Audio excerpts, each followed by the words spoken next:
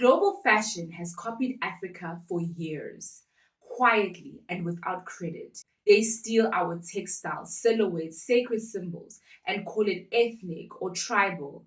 Meanwhile, African fashion designers are left fighting to be seen, to be funded, to be respected. This isn't just about aesthetics, it's about power. It's about who gets to profit from the story. Let's talk about African fashion, not just as trend, but as legacy.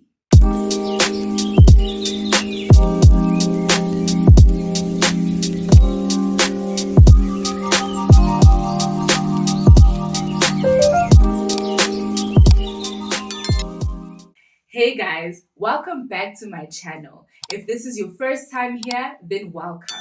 In today's video, we're going to be talking about African fashion and its influence and place on the global stage. If this is your first time here, feel free to check out the other videos on this channel. And if you like what we do on this side of life, then be sure to subscribe. And without further ado, let's get into it. Meet Chris Seydou, Malian designer who brought Bogolan Fini, also known as mudcloth, into Paris fashion in the 1980s. He tailored traditional textiles into bell-bottoms and jackets, merging couture and culture. Oumou Sy, known as the Queen of Couture, from Senegal, elevated tradition into futuristic fashion statements.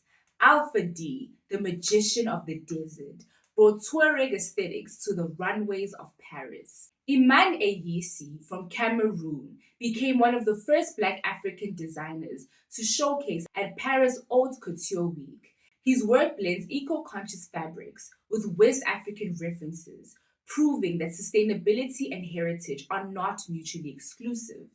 These are some of the pioneers that laid the groundwork. They paved the way for African fashion on the global stage.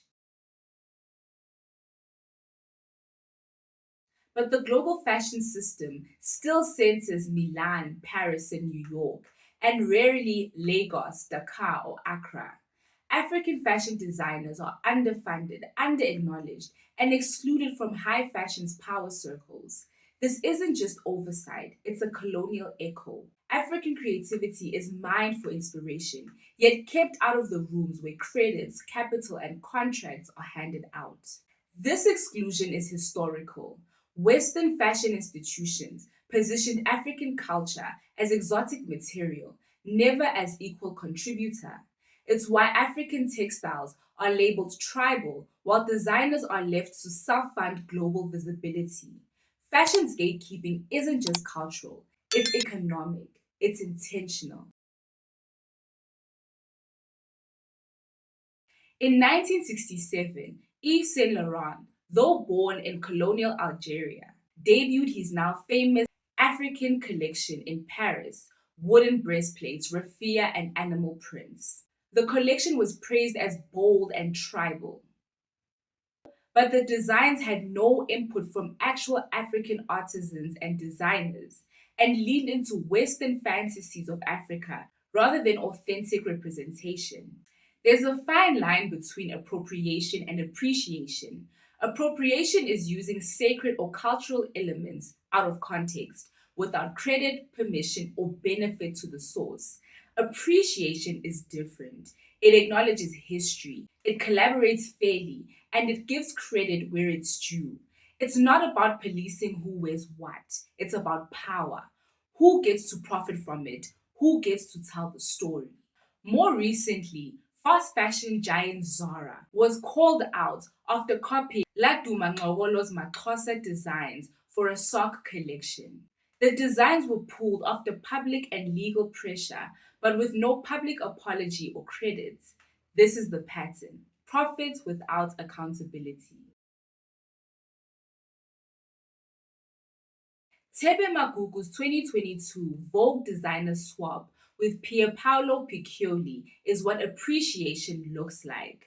Magugu reimagined a Valentino couture dress worn by Tracy Ellis Ross into a pleated trench coat, blouse, and pant set with a Zulu crown inspired by Queen Nandi. while Piccoli reimagined Magugu's Basotho-inspired suits into a detailed embroidered cape. The project was rooted in mutual respect and shared storytelling. Beyond Magugu, designers like Kenneth Eze and Sindiso Khumalo are making global waves. Eze has dressed global icons like Naomi Campbell and showcased Nigerian weaving on Paris runways. Khumalo co-won the 2020 LVMH prize, signaling real recognition. In 2024, Xhosa presented at Paris Fashion Week for a second time. Their collection, Renaissance, signaled a rebirth.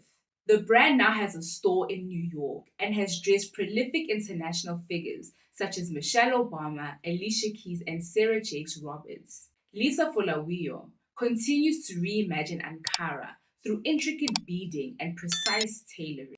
Thebe Magugu and David Tlale were featured in the 2025 Met Gala themed Superfine, Tailoring Black Style, which was a tribute to Black dandyism. African superstars like Thames and Burna Boy walked the carpet in African design, claiming global cultural space. But African fashion isn't waiting for validation.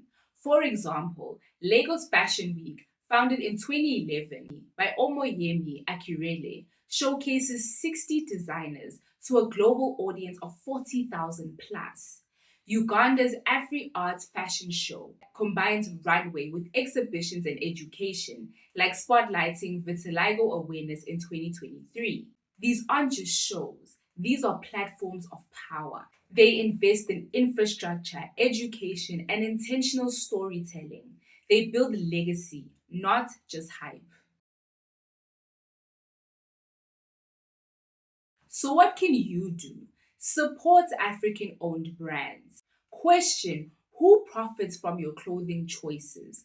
Uplift designers and artisans preserving heritage. Decolonial fashion isn't just aesthetic, it's action. African fashion isn't just borrowing from the world, it's teaching it.